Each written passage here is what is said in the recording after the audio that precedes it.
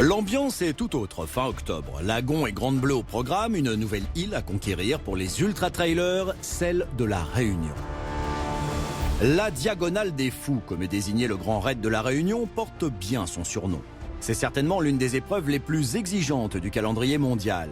Au programme, 167 km, 9900 mètres de dénivelé positif à travers une nature sauvage, des single tracks à flanc de montagne vertigineux, des cirques majestueux au relief hostile et des sentiers des plus techniques où il est très délicat de courir.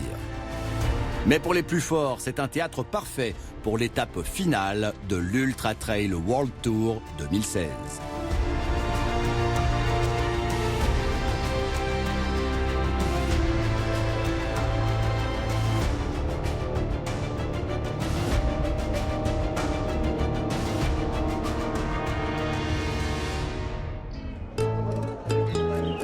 L'ambiance, pour l'heure, est au Farniente, à Saint-Pierre, le site de départ de l'épreuve, où les concurrents inscrits doivent effectuer un premier ultra, celui du retrait des dossards. La patience des coureurs est déjà mise à rude épreuve sous un soleil de plomb.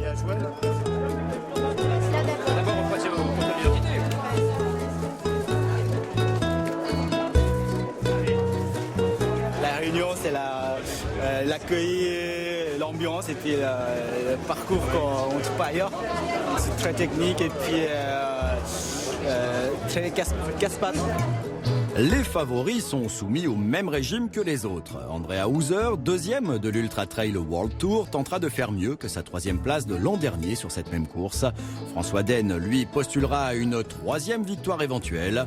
Vainqueur de l'Ultra Trail World Tour en 2014, le viticulteur français trouvera sur son chemin Sébastien Camur, Javier Dominguez et le leader du classement 2016, Gediminas Grinius.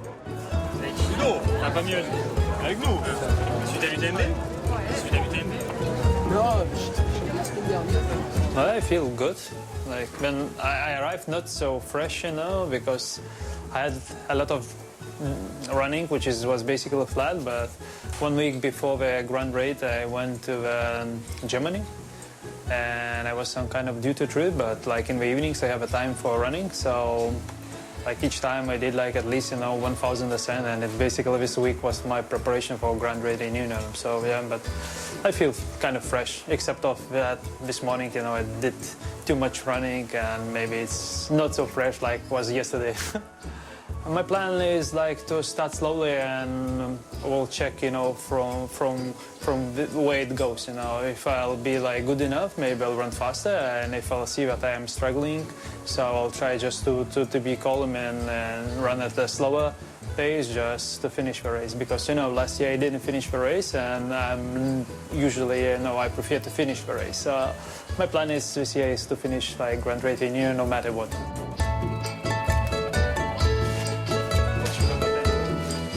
It is the last race, in the Ultra Trail World Tour, which makes it exceptionally hard because, like, for example, for me, I already finished like 5 races, maybe 4 races in the Ultra Trail World Tour, plus additional ones, which is not in the tour. So I already kind of tired, and this makes the Grand Raid in is extremely difficult. Le Lituanien retrouvera aussi Jordi Gamito, qui connaît bien l'épreuve.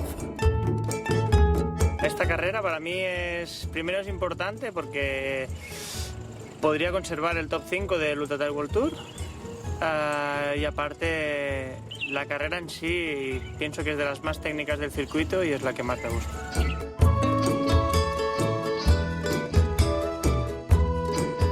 Para mí esta carrera especialmente pienso que es bonita, dura, técnica. Y bueno, el ambiente es un ambiente totalmente diferente a otras carreras, ya que el público se vuelca porque es pasión de corazón. Entonces, bueno, a los que lo sentimos, nos sentimos bastante atraídos por esta isla.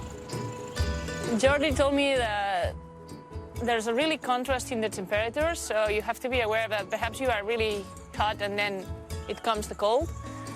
Also, he told me about the technical parts that are really slowly, but you have to keep on going with a good pace, not too much, not too little. And also, he told me that don't rush at the beginning. It's too long and it's better to reserve some energy. especially from Philaos to Maido. It's a type of race that it can be really fit for me. So it's your own race, it's your own fight, and you have to take out all your skills and experience to just arrive to the finish line. Malgré la carte postale idyllique, le Grand Raid n'a rien d'une partie de plaisir. L'épreuve prévoit une traversée de l'île du sud au nord, de Saint-Pierre à Saint-Denis, en surmontant tous les obstacles naturels placés sur cette longue route.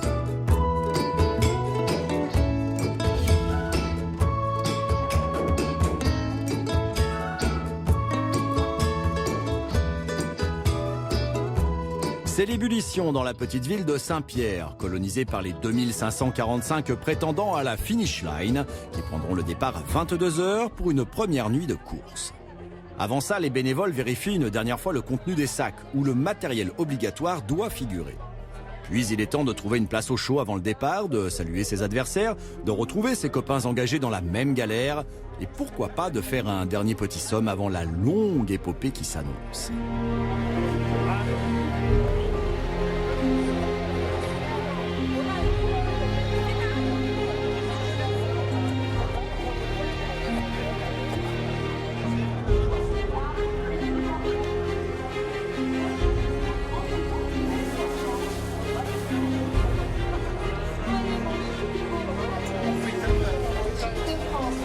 Ça va être formidable, comme d'habitude. Je compte terminer, c'est mon premier grand raid et j'espère arriver à la redoute. Croisez les doigts. Allez, on verra. C'est une véritable marée humaine qui s'amoncelle derrière les barrières de la ligne de départ, partagée entre anxiété et envie d'en découdre au plus vite. Les appareils photo immortalisent les derniers instants de calme avant la tempête. Les favoris sourient encore aux caméras et répondent inlassablement aux questions des médias locaux pour qui l'épreuve est un véritable événement.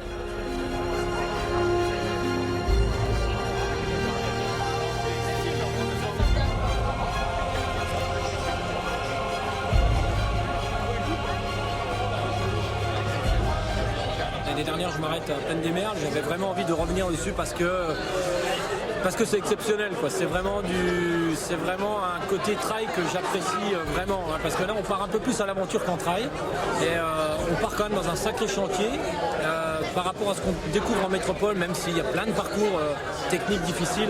Là on part un peu plus à l'aventure, il y a un côté tout particulier à l'autre bout du monde, au soleil, qui est quand même une composante qui n'est pas négligeable sur ce genre de course, avec une ambiance assez féerique sur les sentiers, c'est pas négligeable non plus, des portions que j'ai rarement rencontrées sur des ultra-trails. C'est tout ce côté-là qui me plaît et qui me donne envie d'y revenir. Le départ se précise désormais et la musique locale essaye de décontracter les esprits. Une véritable communion se forge au cœur du peloton où tout le monde s'applaudit pour s'encourager et se donner quelques forces supplémentaires avant que les lions ne soient libérés et s'enfoncent dans la nuit réunionnaise sous les acclamations de la ferveur populaire.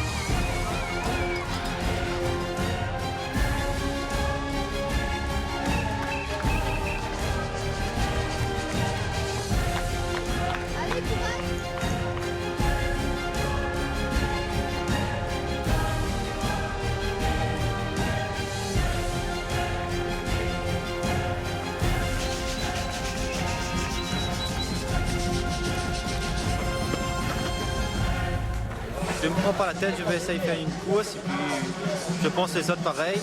On va se faire plaisir.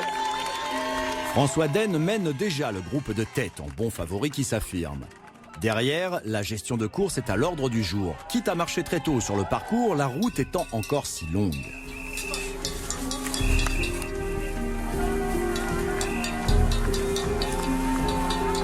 Devant, les favoris sont encore tous groupés avec Ryan Sanders dans la foulée de François Den ou Antoine Guillon, le tenant du titre surnommé le métronome.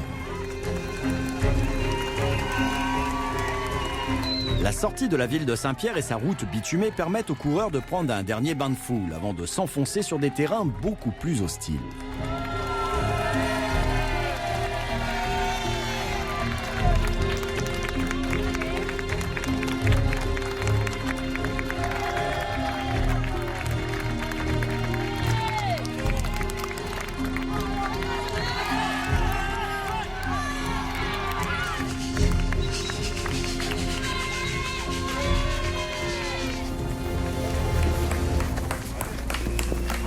I feel good. I feel ready. I can win. I hope should be possible or podium. But first I have to finish. Le petit groupe de leaders arrive au premier point d'eau de la course, très près du départ.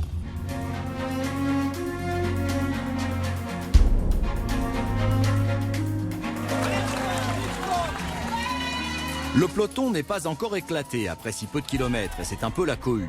Les sourires sont encore de la partie et l'on discute allègrement avec ses compagnons d'échappée.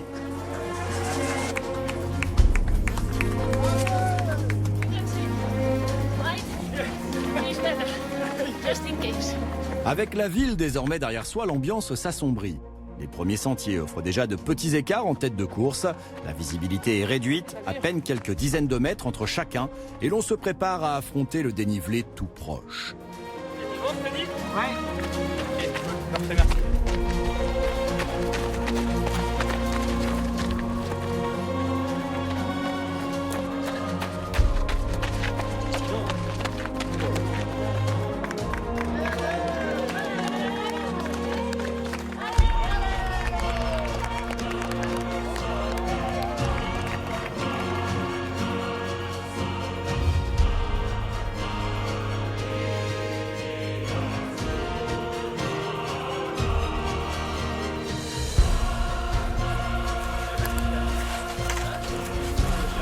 Après 50 km de course, François Den apparaît seul en tête. Il doit s'arrêter et procéder à la vérification de son matériel obligatoire. Ce qui ne le perturbe guère, le champion français se dirige tranquillement vers le ravitaillement de Marabout.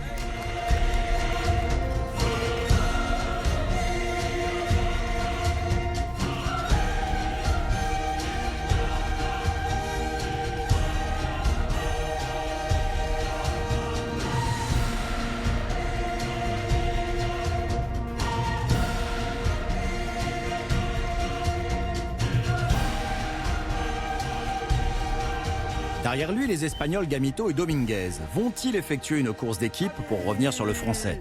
Éric Clavry emmène pour sa part Gédiminias Grinius dans son sillage.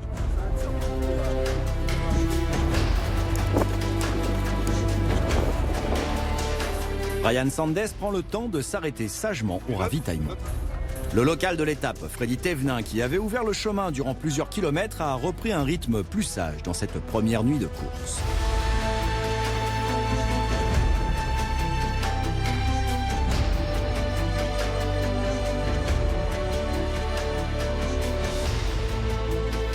Au petit matin, les organismes qui n'ont pas beaucoup dormi sont déjà fatigués, notamment au cœur du peloton.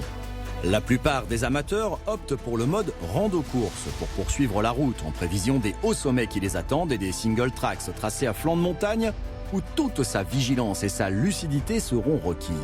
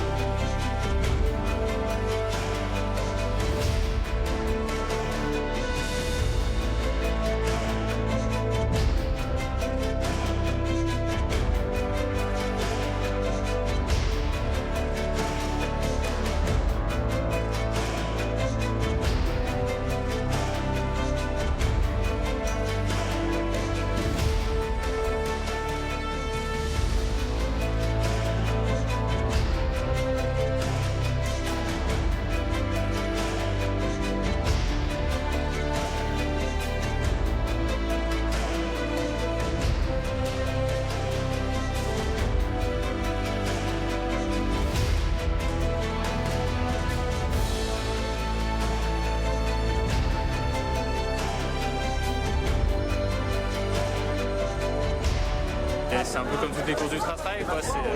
C'est toujours très long. Après, celle-ci, elle a un petit quelque chose en plus, c'est un peu plus l'aventure. C'est vrai que c'est un peu différent parce que les conditions elles peuvent changer, parce que le terrain il peut changer, parce que c'est jamais pareil, parce que voilà, c'est vraiment extrême dans tous les sens.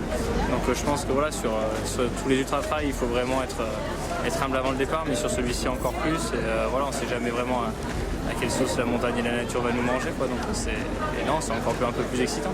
C'est une course particulière. Voilà, c'est une course que tout le peuple réunionnais arrive à vivre, arrive à s'approprier. Et puis voilà, les médias font en sorte que tout le monde puisse participer un petit peu à l'événement. On traverse vraiment l'île du sud jusqu'au nord, donc ça touche un peu tout le monde.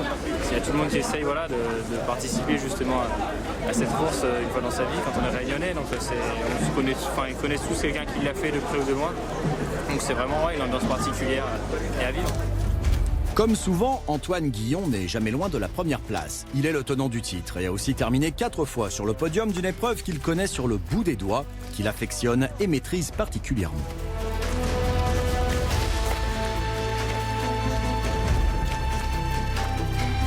Le soleil commence à monter haut dans le ciel et la température grimpe sur les chemins de terre. Dominguez Ledo et Gidiminias Grinius ne sont pas loin des leaders français.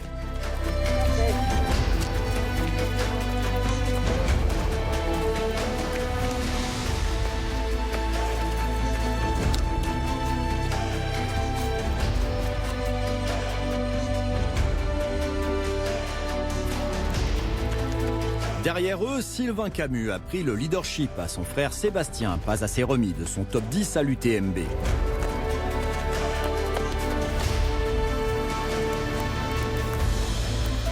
Ryan Sandes semble toujours dans le coup et prend son temps au ravitaillement, tout comme le fantasque italien Marco Zanchi qui prend son pied à courir sur un terrain des plus cassants.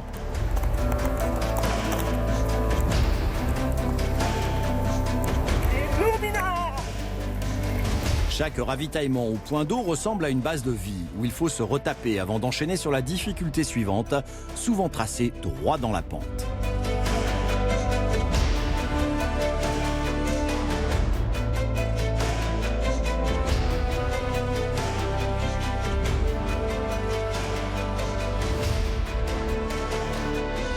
La compétition, c'est un moment de dépassement. C'est un moment où on va se retrouver alors en compétition face aux autres, mais aussi face à soi, parce que là, on va adopter un rythme qui est plus fort qu'à l'entraînement, plus longtemps. On va vraiment se rentrer dedans. Hein. Et moi, c'est ce qui me plaît dans l'aspect compétition, c'est de pouvoir faire au-delà des habitudes, aller chercher un petit peu ce qui se cache derrière nos limites. Et c'est ça ma motivation. Sur un ultra, pour moi, ce qui est intéressant, c'est la gestion de l'ensemble. C'est pas dur de courir, c'est pas dur de prendre des grandes ascensions. Moi, je suis entraîné pour. Mais ce qui est compliqué, c'est comme ça dure très longtemps, c'est que le corps se fatigue et après le moindre accroc vient tout perturber. Et ce qui est dur, c'est la gestion de tout cet ensemble, d'être capable de déceler les petits signaux qu'envoie le corps, arriver à les interpréter. C'est ça la difficulté et ça demande de l'expérience. Pour moi, c'était vraiment un rêve de gagner cette réunion. Chaque année, je m'y prépare. C'est vraiment mon gros objectif. Je vais dire que je pense qu'à ça toute l'année en fait. J'ai des courses intermédiaires qui sont bien entendu des objectifs importants en soi. Mais bon, je me projette toujours sur la diagonale parce que c'est vraiment ma course. C'est là que je me plais le mieux et donc je construis ma saison, mes entraînements, j'y réfléchis pour être plus performant chaque année. Et donc vraiment gagner cette course, ça a été pour moi une grosse récompense. La météo dans les hauts de l'île n'est pas toujours au beau fixe, comme elle peut l'être plus bas sur la côte. En altitude, le temps est très souvent changeant. Il y règne une humidité moite. Les organismes sont constamment soumis à ces changements atmosphériques, ce qui rajoute de la difficulté sur des chemins déjà très techniques. Au fil des kilomètres, François Den semble accentuer son avance sur son premier poursuivant, pointé à environ 2 heures. Vainqueur en début d'année à Hong Kong, le Français avait ensuite calqué sa saison sur cet événement qu'il a déjà gagné à 2 reprises. François Den s'est retrouvé rapidement seul face à lui-même, face à ses sensations, face au relief qui se dresse et à ses immensités vertigineuses où il doit se frayer un chemin le plus rapidement possible. Une course en solitaire où la solidité mentale ne doit souffrir d'aucune faille.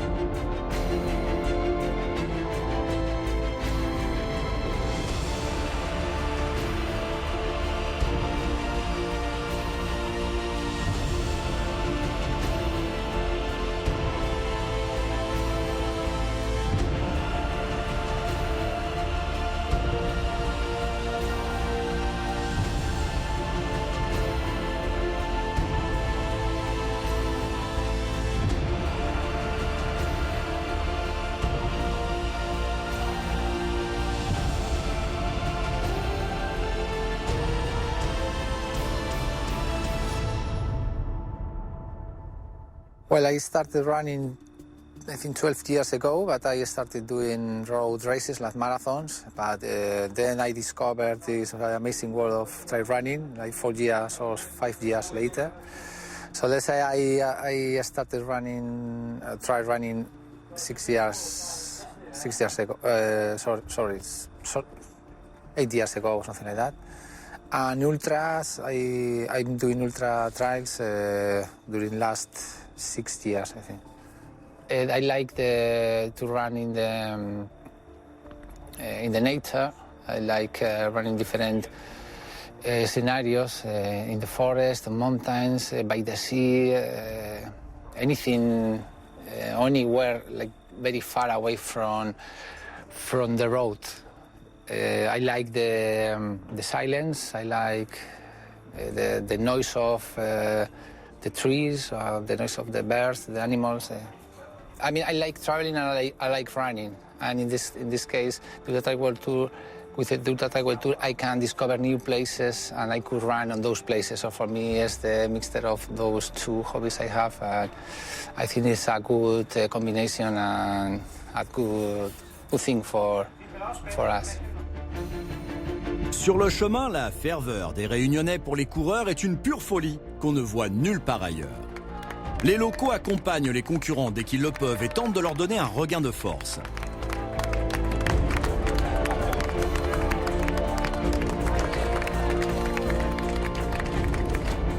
François Den repart au petit trot du sommet du Maïdo au kilomètre 115. C'est l'un des points culminants du parcours et l'une des ascensions les plus difficiles de l'épreuve.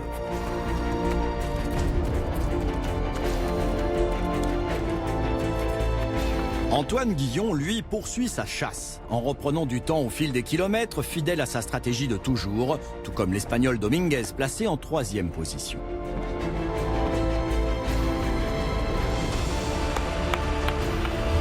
Il reste donc une 50aine de kilomètres pour relier l'arrivée, un endroit stratégique pour beaucoup, si du moins il reste encore du carburant dans l'organisme.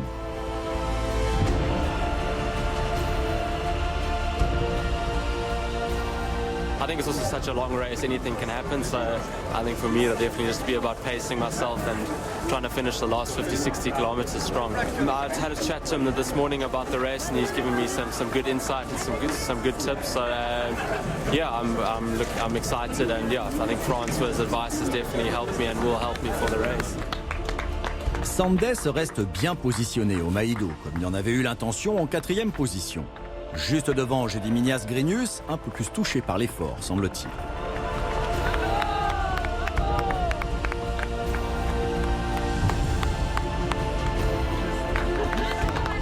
Andrea Hauser domine la course féminine en l'absence de Caroline Chavreau, sa plus sérieuse rivale.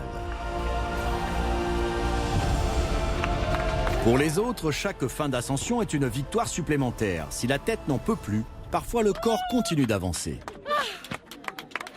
Si je vous dis que je vais vous rendre mon dossard, vous dites non. Mais je vais vous supplier de rendre mon dossard. Vous me ramenez ? Le parcours si exigeant a eu raison de Gediminas Grinius, passé dans le rang des supporters désormais.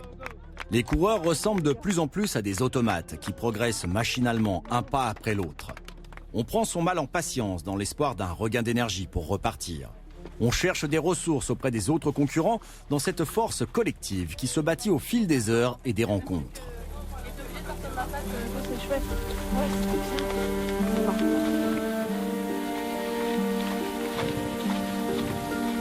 Le plus gros, c'est des tours 60 km.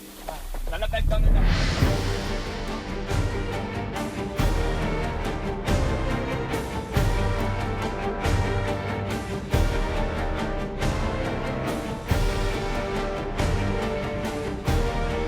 La difficulté est la même en tête de course, malgré les apparences de facilité. François Den connaît une fin de course difficile malgré son avance, tout comme Antoine Guillon qui souffre de la chaleur.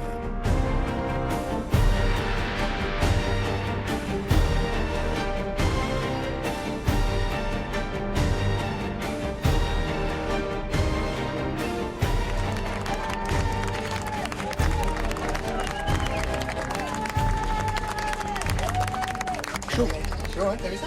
Ouais, puis les gars sont pas loin, j'ai l'impression. Les marches et les pavés sont innombrables sur ce parcours du Grand Raid. Autant d'obstacles qui deviennent insurmontables sur la fin de l'épreuve.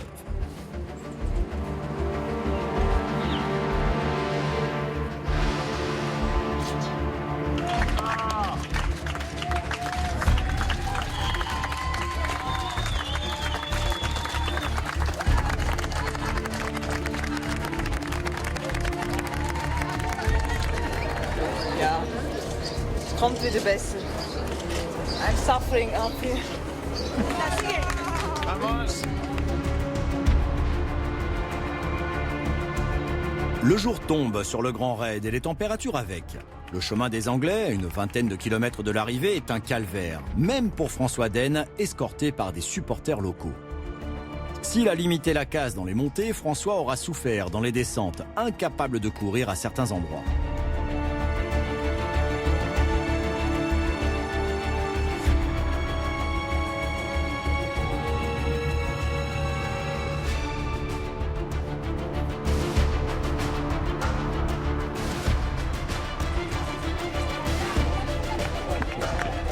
C'est dans un état de fatigue avancé que le Français remporte son 3e Grand Raid en début de soirée.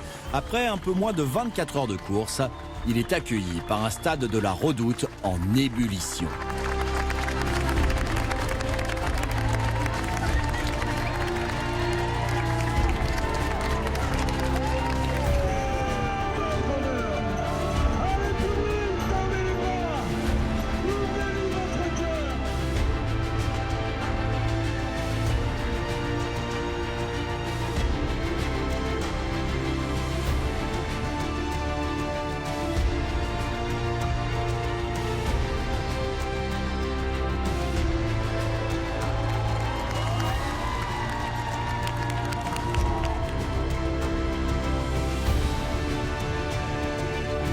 Antoine Guillon récolte une nouvelle seconde place sur son épreuve fétiche à un peu plus d'une demi-heure de Den.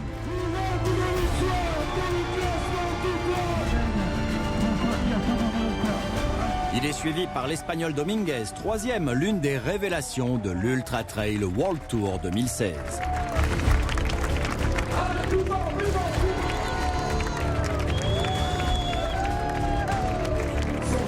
C'était une course vraiment intense dès le départ parce qu'il y a un groupe assez compact qui s'est échappé, enfin, dont je faisais partie, une dizaine de coureurs,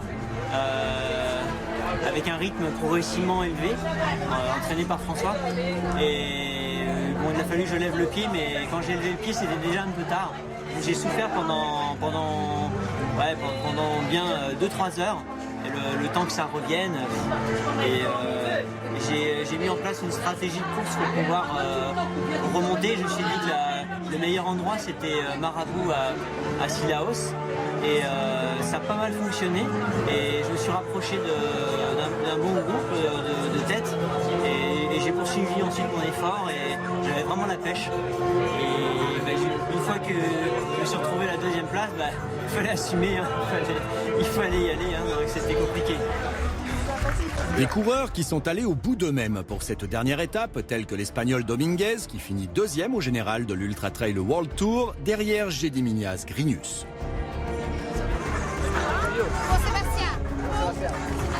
Ryan Sandes termine une belle 4e place en compagnie de Maxime Casajou.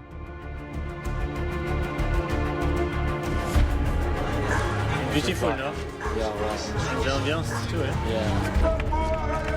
Patrick Bohard et Sylvain Camus terminent eux 7e et 8e de la compétition devant l'Italien Zanchi qui s'écroule sur la ligne.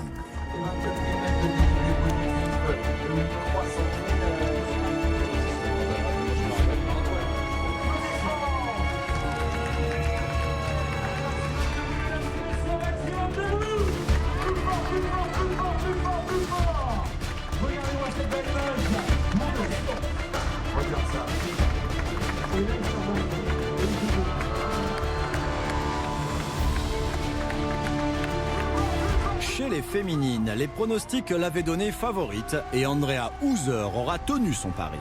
Elle conclut une saison 2016 hallucinante en remportant cette épreuve pour la première fois de sa carrière. La Suissesse termine aussi 2e de l'Ultra Trail World Tour derrière la Française Caroline Chabrol.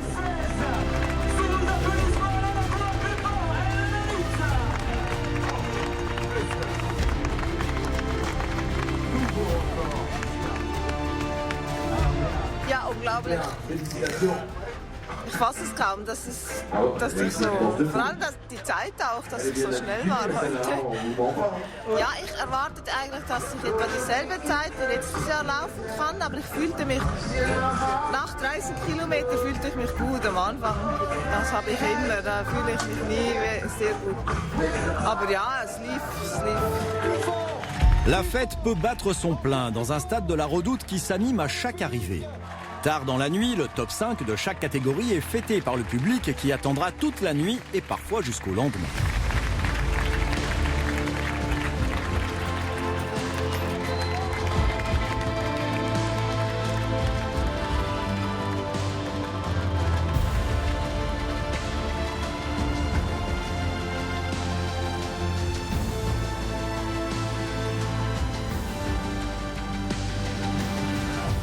Le temps imparti pour terminer cette diagonale des fous est fixé à 66 heures.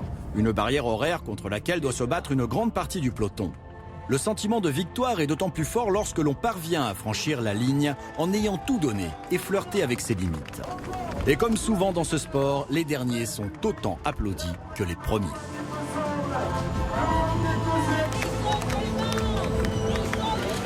Bravo.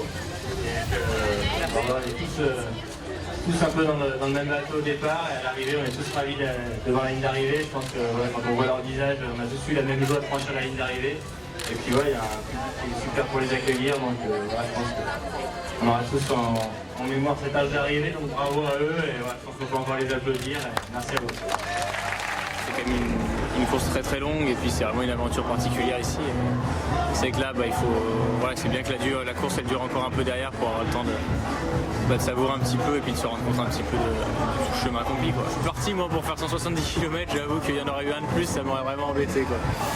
Mais non, après je sais pas trop ce qui aurait pu se passer. Je sais que là les jambes, depuis le Maïdo, je me disais que ça allait revenir, dans les descentes ça allait revenir et c'est vrai que c'est jamais revenu.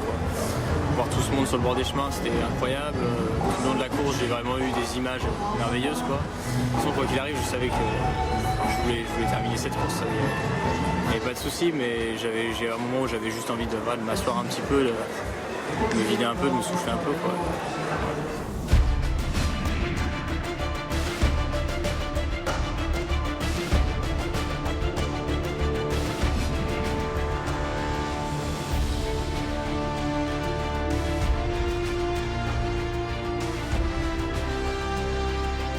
Toujours très attendu, ce grand raid de la Réunion aura une nouvelle fois tenu toutes ses promesses.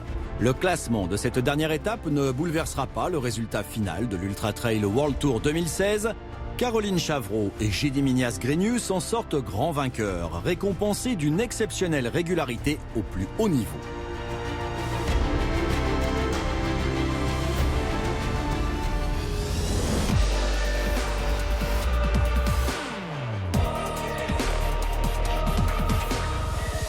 Le rideau est tombé sur l'édition 2016 de l'Ultra Trail World Tour.